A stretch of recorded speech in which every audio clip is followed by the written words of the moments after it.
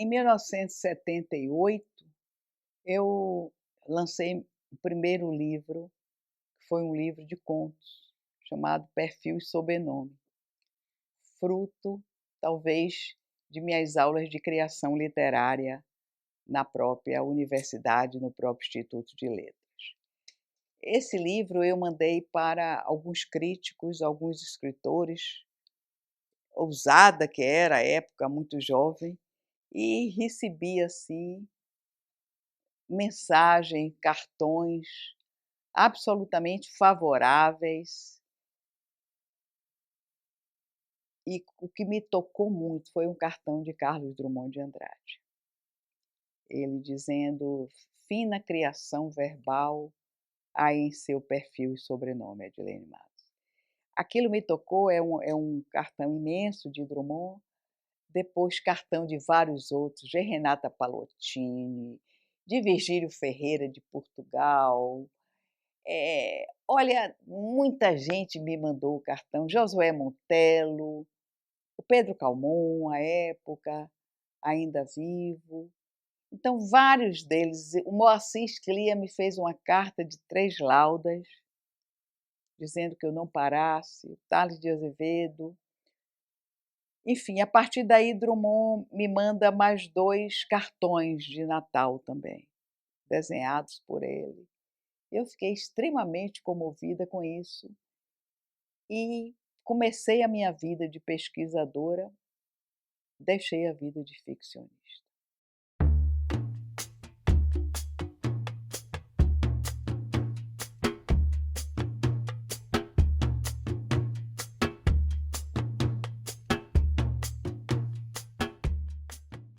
Nasci em Salvador, ali no Desterro, número 20, Rua Santa Clara do Desterro 20. Mas meu pai era engenheiro agrônomo e ele era um funcionário do estado da Bahia, da Secretaria de Agricultura, naquela época era concursado, e foi ocupar um cargo de diretor de uma fazenda experimental de avicultura no interior do estado da Bahia, mais especificamente em Feira de Santana. Lá eu tinha contato com os trabalhadores da fazenda, com as mulheres dos trabalhadores, com os filhos dos trabalhadores, e tinha contato com as feiras populares. Sempre ouvi nas feiras populares as cantorias, os improvisos, a venda de folhetos de cordel, aquela metrificação espantosa, aquela criatividade que sempre me instigou. Como é que isso passa? Talvez aí tenha sido, eu vi as narrativas também, aprendi muito com as narrativas das lavadeiras, os contos que elas cantavam, e aquilo me deixava absolutamente encantada. Mais tarde vi que muitos escritores renomados e figuras incontestes da literatura brasileira, como é o caso de João Guimarães Rosa, que sempre me encantou e me deu medo, cuja obra tão portentosa me deu medo de enfrentar, né? Assim como João Cabral de Melo Neto, assim como Mariano Suassuna, que eles tinham assim uma espécie de vinculação com esse mundo popular, que eles ressignificavam, obviamente, nas suas literaturas. E isso não era só no Brasil, a gente pensa lá fora também, no mundo exterior, enfim. E a partir dessas lavadeiras, dessas narrativas das lavadeiras, dessa narrativa das mulheres, dos empregados da fazenda, dos próprios empregados, eu era uma criança falante, gostava de contar histórias, em verdade, eu sou uma contadora de histórias, e eu via e aquilo ficou na minha cabeça. Gostava de ir para a feira, de segunda-feira, da Feira de Santana, para ouvir os cordelistas lá.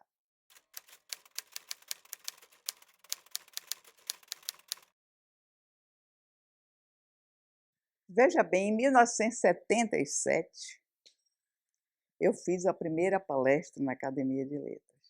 Eu era então muito jovem, olha só, eu era muito jovem, 1977. Não tinha ainda mestrado, estava recém-formada, quando eu fui convidada pelo então presidente, Dr. Jorge Calmon, para fazer a conferência dos 10 anos de morte de João Guimarães Rosa, que se deu em 1967. A sede era ainda no Terreiro de Jesus. E eu, empolgadíssima, né? Imagine ser convidada pelo presidente, porque o Dr. Jorge soube de uma certa paixão minha pela questão da obra de Guimarães Rosa e me convidou. Acho que ele queria levar uma pessoa jovem para a academia, que impactasse. Eu era mãe, eu estava nos meus 20 e poucos anos ainda, muito verde para estar fazendo uma conferência dos 10 anos de morte, talvez do escritor mais importante do século XX. Então eu fiz uma palestra e intitulei Quando os Mortos se Encantam, que foi justamente uma palavra, uma frase de Guimarães Rosa, ao tomar posse na Academia Brasileira de Letras, quando ele disse: as pessoas não morrem, ficam encantadas. Eu vivia assim, me sentindo uma jovenzinha no meio daquele pessoal, me dava muito bem.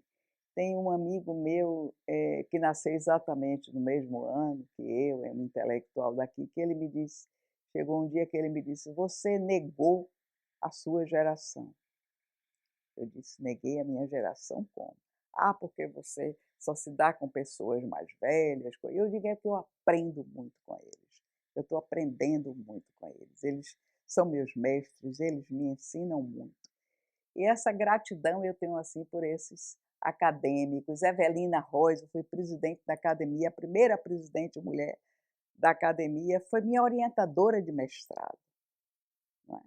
Foi uma mulher corajosa à época, né? Que, entre aspas, topou orientar uma dissertação de mestrado em teoria da literatura, cujo corpus era a literatura de cordel. A minha situação, em algum momento, era diferente, era de um aprendiz com os seus mestres, né? Mas eu sempre vi muita simpatia pelo trabalho que eu fazia. Eu não posso negar isso, não é? Eu tive um contato, por exemplo, com o acadêmico Jorge Amado, o escritor Jorge Amado, desde cedo. Eu tenho foto, inclusive, eu bem jovem, pedindo a ele um autógrafo na livraria Civilização Brasileira, quando ele disse: quem quer um autógrafo, seu sou eu. Vi que você acabou de fazer um prefácio para a edição facsimilar da revista Arco e Flecha, dos 5 números. E aí eu, em pé, sem jeito, muito jovem, fazendo autógrafo para Jorge Amado. Então você vê um escritor que é o passaporte nosso para fora do Brasil. O passaporte que nós temos, Jorge Amado, incontestável passaporte. Se debruça sobre uma pessoa em início de carreira, sem, enfim, tem toda essa atenção até de me colocar em um livro dele ou em outro livro dele, de me dar abertura em casa dele.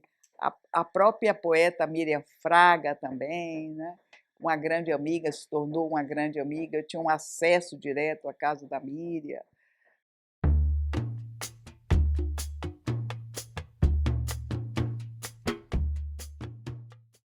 Eu cheguei à Academia de Letras da Bahia, tenho certeza, por conta do meu trabalho instigante e inovador, com base nas poéticas populares, inclusive mais detidamente a literatura de cordel, né? Ao perceber, desde os anos 70, quando eu fiz a Universidade Federal da Bahia, Instituto de Letras, de excelência, era um instituto de excelência, um curso de excelência, se fazia letras, até hoje um curso de excelência aqui na UFBA, mas não se tratava de literatura popular. Nós trabalhávamos sempre o tempo inteiro, estudávamos sempre com muito afinco, com muita propriedade, a literatura dita culta e erudita. Eu percebi esse espaço livre para a introdução desse tipo de manifestação literária, no meu entendimento, com um alto poder de criatividade, tão criativo quanto da literatura erudita. Comecei a fazer pesquisa. A partir daí, eu, como funcionária da Fundação Cultural do Estado da Bahia, resolvi apresentar um projeto de criação de um núcleo específico de pesquisa e cultura da literatura de cordel. Esse projeto foi aprovado, foi criado um núcleo, e esse núcleo cresceu, esse núcleo teve uma repercussão muito grande, juntamente aos pesquisadores das poéticas populares, tanto nacional quanto internacionalmente. Conseguimos constituir um belíssimo acervo, e que teve essa repercussão aqui já referida. Por conta disso, eu passei a ter o meu nome registrado nacionalmente como uma pesquisadora, uma estudiosa da literatura de cordel, e isto chamou muita atenção dos acadêmicos, eu diria, das pessoas que trabalhavam, que produziam cultura aqui na Bahia. Eu tenho certeza que esse foi o mote de entrada minha para a Academia de Letras, esse projeto inovador e que acabou constituindo, digamos assim, base de uma série de pesquisas que fiz com foco na literatura de cordel.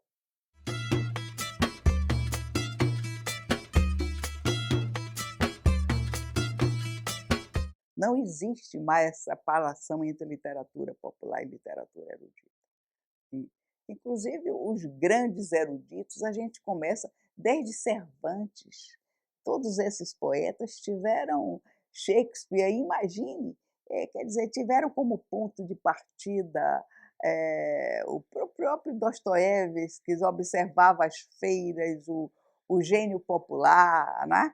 A gente vê o poeta Lorca, Federico Garcia Lorca também, trazendo todo o popular, ressignificando esse popular. Zé Carlos Capinã, quando ele fala da base dele da literatura de cordel, é emocionante. Quando ele fala nesse ritmo, nessa musicalidade que a literatura de cordel exige, não é? Porque é uma literatura fixada tipograficamente, em livretos, em folhetos, mas ela exige o uso da voz, exige a exibição do gesto, percebe? Essa literatura que é fronteira, uma literatura de fronteira entre, eu diria, a oralidade e a escritura. E eu prefiro falar em vocalidade, não oralidade, né? A voz como coisa de viva, expressão viva, a voz como concreta, a voz como uma espécie de escultura do aparelho fonador. Então, isso que me interessa e que o popular traz, não é? Largamente. Eu acho que a academia percebe este movimento, não é? E ela se interessa também por este movimento. É uma coisa se friccionando na outra, uma coisa, sabe?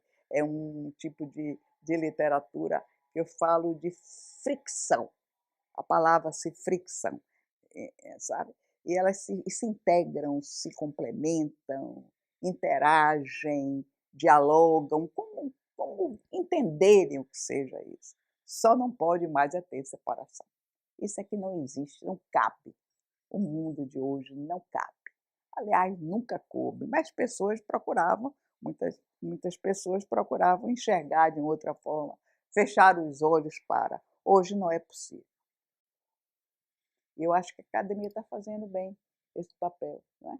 É uma academia que está acompanhando os novos tempos. Essa mudança necessária, essas mudanças vieram ocorrendo de uma certa forma, com lentidão, mais lentamente, mas sempre tiveram lá sementes, sim, plantadas, né, que pensavam dessa forma.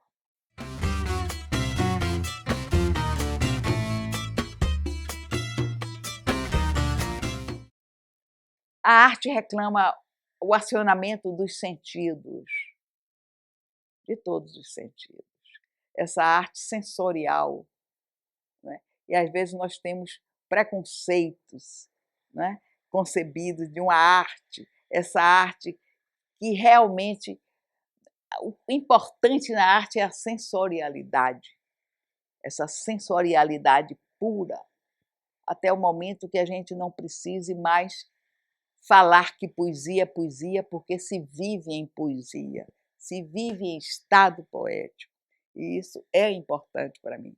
E eu acho que a academia está fazendo esse trabalho, né? E cabe à academia, como uma instituição centenária também, e uma instituição de enorme respeito, de grande respeito, cabe à academia, sim, tomar frente de vários campos.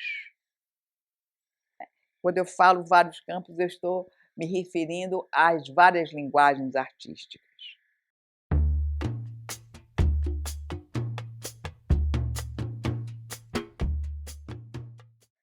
O professor é aquele que sai da sala de aula, que está agindo mesmo sabe, na sociedade, que está promovendo tudo, essa interação com o aluno, com o jovem, né? Sementeando, procurando sementear, isso é importante. Talvez eu tenha deixado uma marca para eles de entusiasmo, de paixão pelo que fazia, entendeu? Então eles não esquecem também das minhas narrativas, também dessa parte, digamos, performática que eu acabo tendo, usando gestos e a própria voz, não é? O uso da própria voz. Né? Mas eu estava ansiosa para voltar à minha terra.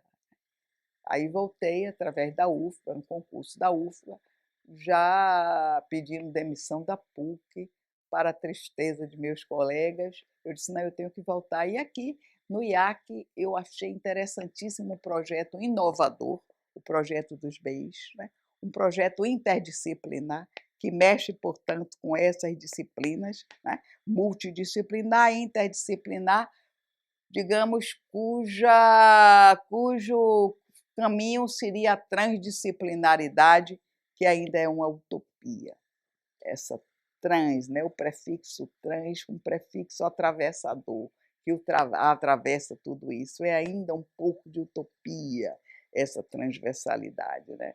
Então, o meu interesse está justamente em tratar do poético, poético que, para mim, tem saber com sabor.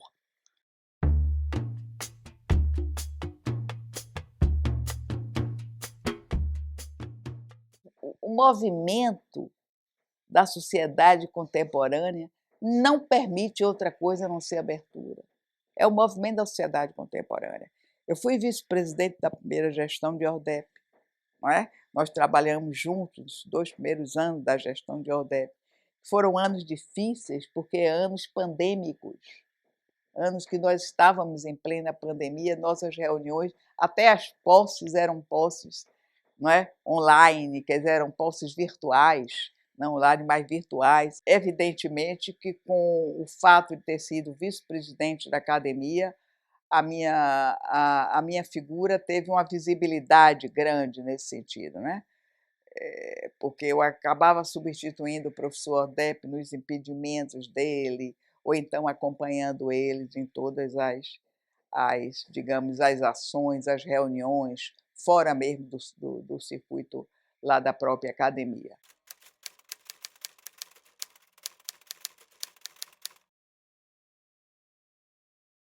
A academia é um sonho, né, para muita gente.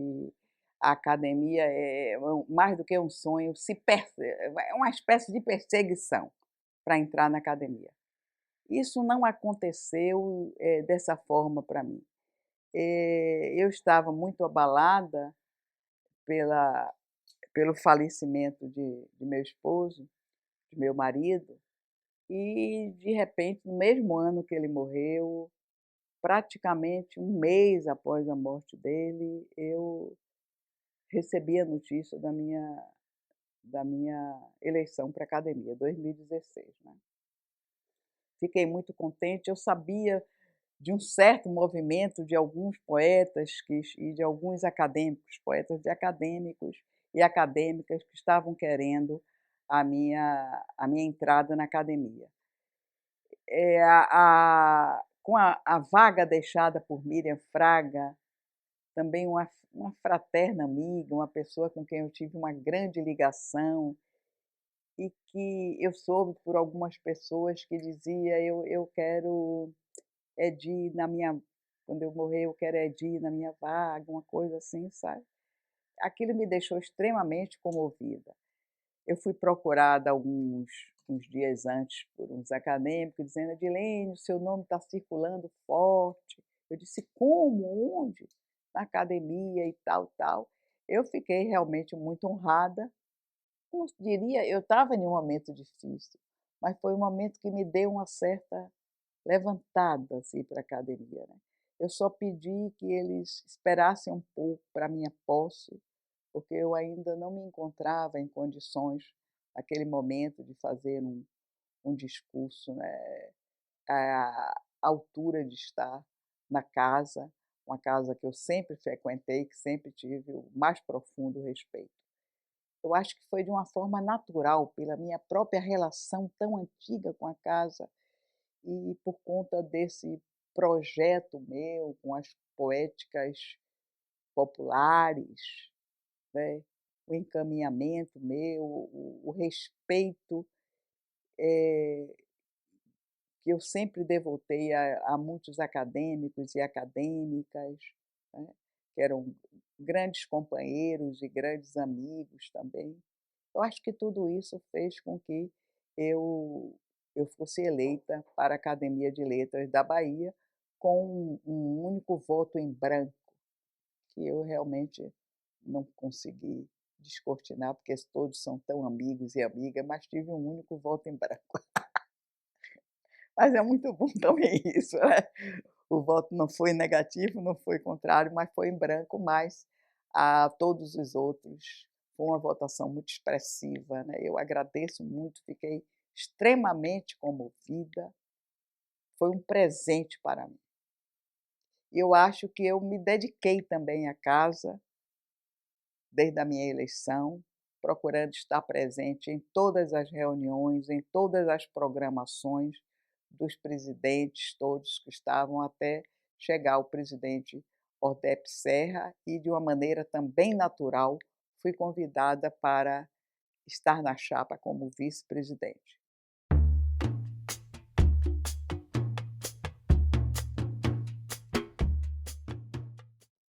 Imortal nós não somos, né, imortal realmente nós não somos, né. Representa ser membro da academia, você se sentir, assim, acolhida, é uma eu falo em acolhimento, né. Eu não abro mão do que nosso querido, Muniz Sodré chama de estratégias dos sensíveis, né. Quer dizer, você está ali em uma casa que você percebe, tem pessoas que você admira de todas as áreas, é uma confraria, não é, de pessoas que têm diversos pensamentos de diversas maneiras, né. Tem um mais conservador, um menos conservador, um mais arrojado, um menos arrojado, um mais político, mais diplomata, você entende? Outro mais seco, mas a gente, quando se une ali, é uma beleza, né, é uma confraria dos contrários, não é? Dos contrários, porque tem gente de tudo quanto é, entendeu? Inclusive inserção social, político-social, não é? Até do ponto de vista, digamos, de status financeiro, econômico, financeiro, é uma diversidade muito grande. Mas a beleza é justamente essa diversidade, não é? É trabalhar com essa diversidade, é respeitar. O importante é respeitar o outro também, né. Então eu acho que é isso, que nós devemos exigir, antes de tudo, é respeito. Respeito pela posição, pelo posicionamento que você toma aqui e ali. Sempre discutir, discordar com respeito. Quer dizer, você participar de tudo isso, né. Para mim é uma honra imensa estar nesse lugar. Eu adoro a Academia de Letras da Bahia e acredito nela.